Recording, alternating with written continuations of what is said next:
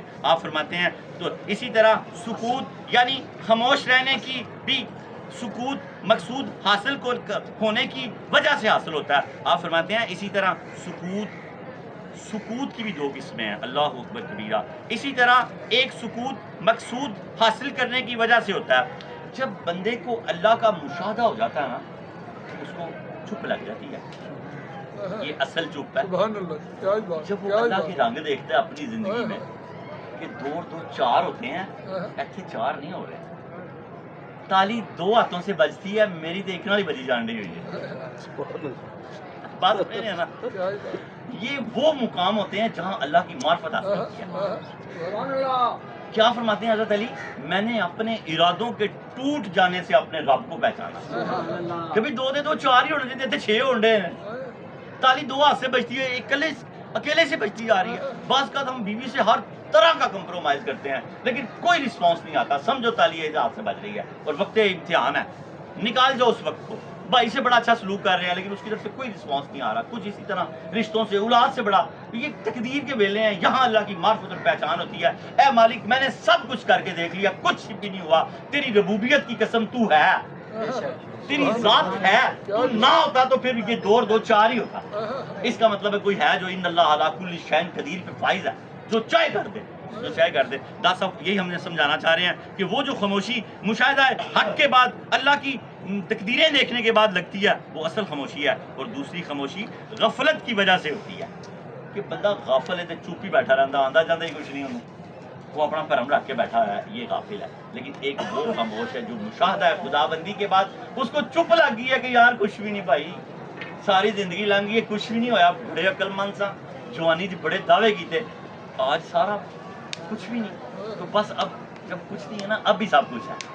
ٹوٹ گیا تو رب کو پا گیا رب کی معرفت حاصل ہوگی. خدا صاحب ہمیں یہ سمجھانا چاہ رہے ہیں. اور اگر پھر یہ آپ فرماتے ہیں اور دوسری خاموشی غفلت کی وجہ سے ہوتی ہے. اس لیے کلام کرنا یا خاموشی اختیار کرتے وقت ہر شخص کی حالت کا جائزہ لیا جائے گا کہ یہ کیوں خاموش ہے یا کیوں کلام کر رہا ہے. اگر تو وہ صاحب مشاہدہ ہے تو اس کی خاموشی سونا ہے اور اگر وہ صاحب مشاہدہ نہیں ہے غافل آدمی ہے تو اس کی خاموشی فضول ہے. آپ فرماتے ہیں اگر اس کا کلام حق ہوگا پھر یہ کلام کرنا خاموش رہنے سے بہتر ہوگا.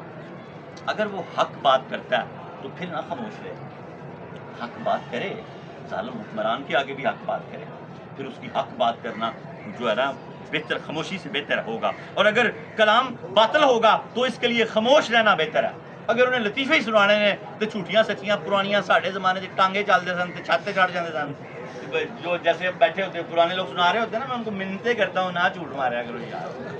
کیا فائدہ ہے لوگوں کو امپریس کر رہے ہو رب کو ناراض کر رہے ہو کہ ہم نے یہ دیکھا ہمارے زمانے میں یہ ہوتا تھا ہم ایسے کرتے. کچھ بھی نہیں ساڑھے تو بھی ٹھلے تھا سیدھی گل ہے. ویسے انہوں نے پہاڑ بنائے ہوئے ہیں نہ ایسا کیا کرو کوئی جھوٹ نہ بولو. آپ نے منع فرمایا داتا صاحب نے ابھی آگے بات آئے گی سنسنی خیز گفتگو نہ کرو. سنسنی خیز لوگوں کو ایسی باتیں پرانے لوگ سنا رہے ہوتے ہیں جن کا کوئی نہ سر ہوتا نہ منہ. وہ اگلے بچے کہتے ہیں بابا ہی جھوٹا وہ بہنا ہی چھاڑ دیں. تو ایسا منع فرمایا گیا. اچھا کیا یہ کلام کرنا خاموش رہنے سے بہتر ہوگا؟ اگر کلام باطل ہوگا تو اس لیے خاموش رہنا کلام کرنے سے بہتر ہوگا. داتا صاحب نے سمجھایا کہ اصل چیز حق ہے. اگر اس کا کلام کرنا حق ہے تو وہ بولے اور اگر اس کی خاموشی خداوند تعالیٰ کی معرفت کی وجہ سے ہے تو چپ رہے. عارف جب چپ ہوتا ہے نا تو نور پھوٹتا ہے.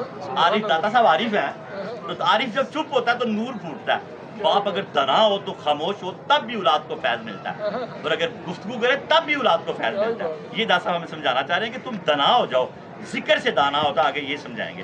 آپ نے فرمایا مختصر یہ کہ کچھ لوگوں کا یہ دعویٰ ہے جو فضول نفسانی خواہشات اور کچھ عبارات اپنے سامنے رکھ لیتے ہیں یعنی علماء سو جن کا کوئی دین سے لین دین نہیں ہے تقریر کی پیسے جیب بیٹھ اڑتے ہوئے ان کو داتا صاحب نے مخاطب کیا اور کچھ عبارات اپنے سامنے رکھ لیتے ہیں اور کہتے ہیں کہ ہمارا کلام کرنا خاموش رہنے سے بہتر ہے.